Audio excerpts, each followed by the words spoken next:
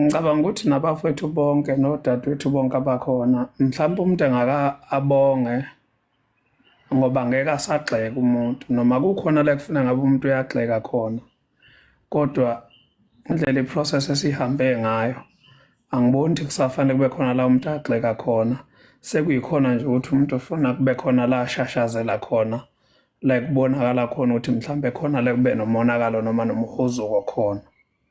Mhlawumbe kungakusho sibonge nje kubafowethu nodadewethu abasaphotile noma bethu nobaba ngokunjalo futhi nabo futhi abakhombise ungamukeli angazi network yami angazi noma bese ngilahlile. No, usekhona bhuti. Awusikaze siphuthwe inkulumo, usekhona. Yeah. Nabathinteke kabuhlungwana futhi funa singabavaleli ngaphandle.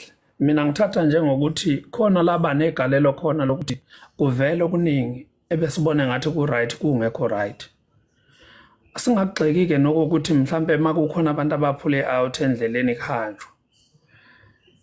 Akukho futhi nakho lokho la usungathi khona umuntu osungamthwala ngekhanda ukuthi ube wrong la ngoba isicathulo esifakwa yimina simshisa umuntu engihamba naye sishisa mina enyaweni.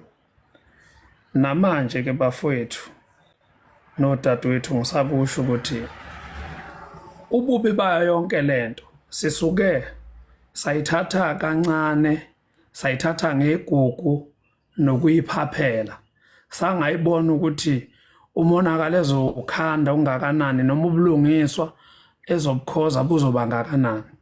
Sayithatha nje thina ngegugu lokuthi hayi icontent kodwa sangabe sisakubuka ukuthi bangaka abantu abavikelekayo bangaka futhi abantu abalimalayo. Kodwa ke ngokwami mangibuka manje kukhomba ukuthi abantu bonke bavikelekile noma bekhona abalimali endleleni kodwa nabo deep down enhlizweni zabo nginesho ukuthi khona labafunde khona something ukuthi fanele balungiseke noma fanele bavuke bayithathela abashayise khona. Bafowethu mina nginesifiso kwengakushoyo ngangasho ngoba ukhona umuntu engangimkhwayela noma ukhona umuntu engangimbuka ngimthatha kancane kodwa ngangiqonde ukuthi singabantu besilisa ukube ngempela simisele ngokuthi akube khona ubulungiswa phekwa yonke lenkulumo esikhulunyiwe nebisinohlevane ngalendlela ebisinohlevane ngayo ungabe seke kwakhona nathi la esithi cha ake sihlaleni phansi nje sibe no live kwethu sisodwa singabantu besilisa ke kube khona mhlambe la esikhandana khona noma la esiqoqana khona ngoba singazenzi nathi ukuthi simsulwa 100%. Omsulwa unenhlanhla ongekho futhi imsulwa akakuzama ukuthi akayilungise phela abe msulwa naye efane nabanye abantu abamsulwa.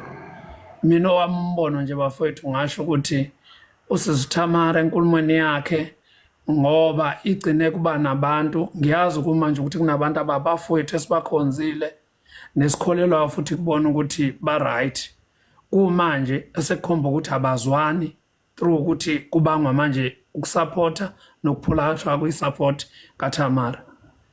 Engibuka ukuthi ke fanele ngempela nathi sinikeze ukuthi kahle singobani futhi thina sidingani ngoba vele dadewethu bazokwenza abakwenzayo ngoba nathi basibona kukhona lesihamba khona sicimezile asiwavule namehlo ukuze sikwazi ukuyimela singami ngomunye umuntu singamelwa futhi ngomunye umuntu. Usizithamara ngiyafisa mina ukuthi engathi abantu abakwazi ukukhuluma noma ngabe wayekhuluma ezuthi uyadlala kodwa engathi abantu abafana naye benganda kuze bande nabantu abazolalela ngoba njobe beyedwa nje abalelanga bonke abantu kodwa mhlambe bakhona abanye abantu abangathi mabekhuluma kube khona abalalelayo abebengalalelanga manje.